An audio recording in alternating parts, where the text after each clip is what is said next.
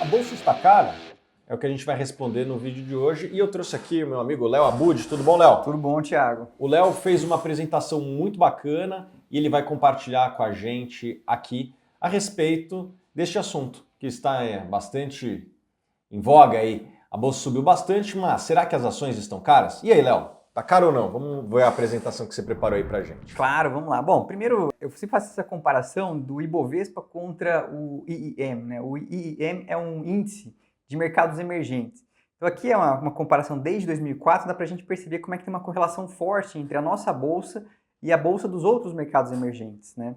Quando a gente pega nesse ano especificamente, a gente percebe aí que a nossa bolsa em dólar andou muito parecido com o índice de mercados emergentes, né? A gente teve aí um retorno de mais ou menos 13%, enquanto que o de mercados emergentes está subindo aí uns 6, 7%.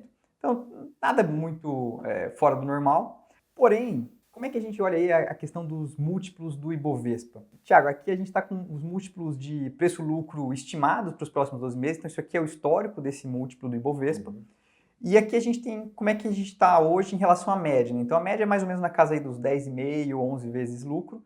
Hoje a gente deu uma esticada na bolsa nesses últimos 2 meses e a gente está aí na casa dos 13 vezes lucro, né? Tá. Léo, você não acha que seria natural a gente ter uma bolsa um pouco mais cara e ir para um new normal, para uma nova normalidade, de um patamar um pouco mais alto, uma vez que os juros nunca estiveram tão baixos? Com certeza, até por isso que nesse próximo slide aqui eu faço uma comparação, né? O earnings yield é basicamente você inverter esse preço-lucro. Então, imagina assim que uma empresa tem R$10 de lucro e está custando R$100. Ela teria um earnings yield de 10%. Quanto maior esse valor, significa que é como se tivesse um retorno maior. E aqui eu faço uma comparação desse earnings yield do Ibovespa versus a taxa Selic.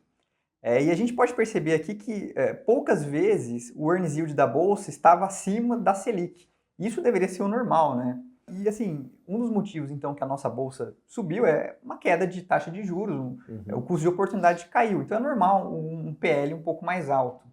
E essa gordura nunca foi tão alta, né? Ou pelo menos teve poucos momentos ali entre Sim, 2011 e 2012. Aqui inclusive foi artificial, né? Foi uma marretada na taxa de juros que não durou. Mas enfim, a gente vê aqui que esse earnings yield tá saudável. Agora, esse gráfico aqui é o que me preocupa um pouco. Aqui eu faço uma análise de se eu montasse uma carteira equal weighted. O que é isso, né? É como se o Ibovespa, né, um índice que tem 68 ações, se eu alocasse 1,68 avos em cada uma delas, como é que teria o meu retorno? O Ibovespa, de fato, ele tem pesos. Então, Sim. Petrobras tem um peso de 10%, Vale e por aí vai. Então, algumas têm um peso mais alto e outras têm um peso mais baixo. Então, se tivesse colocado a mesma quantidade de dinheiro em cada uma das ações que compõem o Ibovespa, a linha preta é o que seria o seu desempenho. Exatamente. Desde 1º de janeiro desse ano. Exatamente. Então, a bolsa estava entregando até 2 dias atrás uns 23% mais ou menos de retorno no ano. Se você tivesse pegado exatamente o Ibovespa, só que completamente bem calibrado ali, né? Aí você teria um retorno de quase 40%. Certo, ou seja, as grandes empresas da bolsa puxaram para baixo o retorno e as menores empresas da bolsa tiveram um retorno acima da média. Exatamente. Algumas empresas puxaram o retorno da bolsa para baixo e muitas empresas, né? Precisaram ser muitas empresas que tinham participações pequenas que puxaram o retorno para cima. Ótimo. E dá para a gente perceber que foi mais ou menos aqui em julho, quando descolou mais forte essas duas. O que aconteceu em julho? Olha, sinceramente eu também não sei, mas assim, foi aí que começou a descolar. Quando a gente quebra isso daqui por setor, né, eu gosto de quebrar em 3 grandes setores. Um é o de bancos e seguros, eles têm mais ou menos 30% do Ibovespa. O segmento de commodities, que tem outros 30%. O que seria commodity? Vale, Petrobras? Vale, Petro, Suzano, Siderúrgicas, Gerdau, CSN, exatamente, exatamente. E aqui outros, que é basicamente todo o resto de empresas, sabe? Então, todas as outras empresas. Então, varejo, consumo, qualquer coisa assim que não se encaixe nas outras duas, estão aqui. Então, a gente tem mais ou menos 30% do Ibovespa em bancos, 30% em commodities e os outros são 40%. E aí o que acontece? A contribuição de cada um deles foi a seguinte: bancos e seguros contribuíram com 4,3%, commodities com 5,6% e outros com 14%. Se tivesse subido tudo homogêneo, a gente esperaria que bancos teriam subido quase 8%, e subiu um pouco mais de 4%, ou seja, bancos puxou bastante o retorno do Ibov para baixo. Tá. bem como commodities ali, tiveram um retorno abaixo da média das demais empresas do Ibovespa, né? Exatamente. Então, assim, aqui me preocupa um pouco porque esse segmento de outros foi o que realmente puxou o índice. Então, será que a gente não tem uma concentração de algumas empresas que começaram a andar muito? Quando eu quebro o PL por setor do Ibovespa... A relação preço-lucro. Exatamente. A gente percebe que hoje o Ibovespa está aí 12,9 vezes lucro, quase 13. Só que a gente tem que bancos estão 10,3, commodities 9,5 e outros, a gente está negociando mais ou menos a 21 vezes lucro. Uhum. Isso aqui é uma comparação de como é que são os múltiplos de preço-lucro por setor nos Estados Unidos. Tá. Então, para se ter uma ideia, isso aqui é desenvolvido pelo MSCI, né, o Morgan Stanley, e o que a gente percebe é o seguinte, desses setores, o único que tem um múltiplo acima de 21 é o de consumo discricionário. O que é consumo discricionário? É os bens de consumo do dia a dia. Procter & Gamble. Exatamente. Tá. Exatamente. Então a gente percebe que, mesmo tecnologia e TI, a gente está negociando aí num múltiplo lá nos Estados Unidos de pouco menos de 21 vezes. Sim. Se você montar aí uma carteira com Microsoft, Facebook, Apple e Google, você vai ter um múltiplo de mais ou menos 22 vezes. Uhum. São empresas com alta rentabilidade e com potencial de crescimento forte.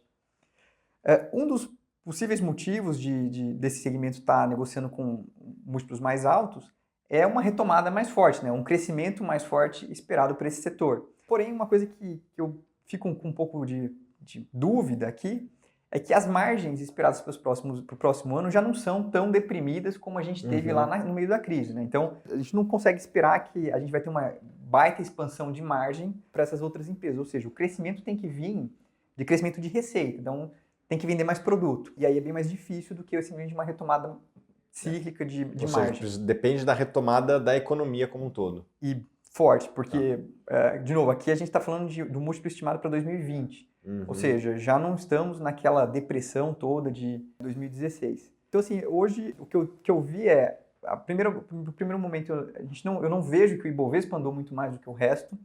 Porém, quando a gente quebra, né, a gente segmenta, a gente percebe que alguns setores andaram bem mais do que o Ibovespa como um todo. Quais são os setores? Olha, tem de tudo aqui, mas frigorífico, construtora, varejo... Empresas de consumo aí, em geral? Empresas de consumo no geral, saúde mesmo. Enfim, bastante variado. Industrial, por exemplo, a gente tem aí a WEG, que está nesse meio também. Enfim, é bastante variado.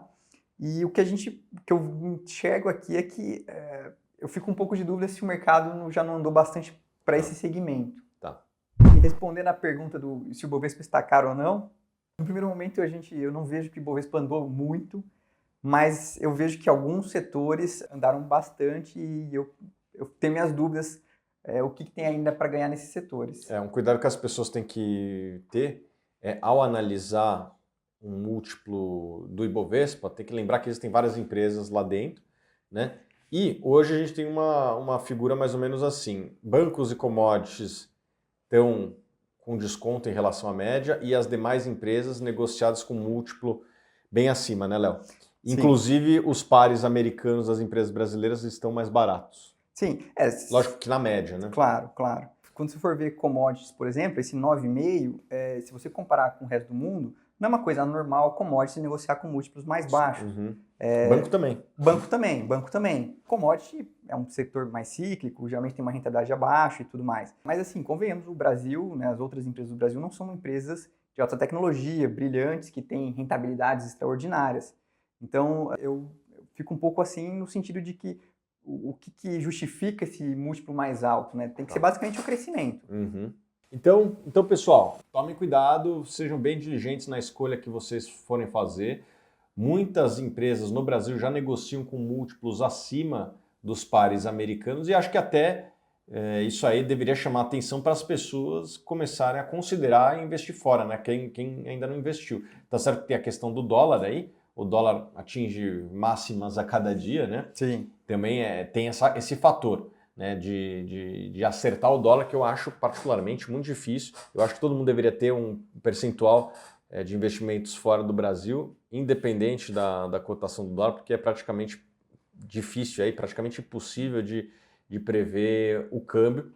E como a gente vê várias empresas no Brasil já não estão com múltiplos atrativos. As empresas mais baratas são justamente de setores que no mundo são mais baratos, como as empresas de commodity e setores de bancos e seguros, certo, Léo? Sim, até porque de bancos e seguros a gente está passando aí por uma revolução de juros muito baixos, que os bancos nunca passaram por isso, as fintechs vindo aí e mexendo bastante. Com certeza, isso aí deve impactar a rentabilidade dos bancos ao longo do tempo. Então tá, Léo, então resumo da ópera aí. Olha, o resumo para mim é, o Ibovespa não encareceu, mas alguns setores sim. Tá bom, então é isso. Pessoal, acho que com esse vídeo aqui a gente conseguiu esclarecer bastante a respeito do que está acontecendo com a Bolsa no Brasil. Quem quiser essa apresentação aqui, a gente vai botar o link na descrição aqui abaixo, vocês podem baixar e ter acesso. Compartilhem essa apresentação. E ó, me sigam nas redes sociais, Thiago G. Reis aí em tudo, e siga o Léo também, né? Opa, Como é que por favor, faz? no Twitter é leo_abud e no Instagram é leo.abud, os dois estão aqui embaixo, então quem puder me seguir, por favor. Tá certo? Obrigado, Léo, pela sua presença. E Eu ó, que se agradeço. você gostou desse vídeo, já dá aquele joinha, se inscreve no canal e a gente se vê nos próximos vídeos.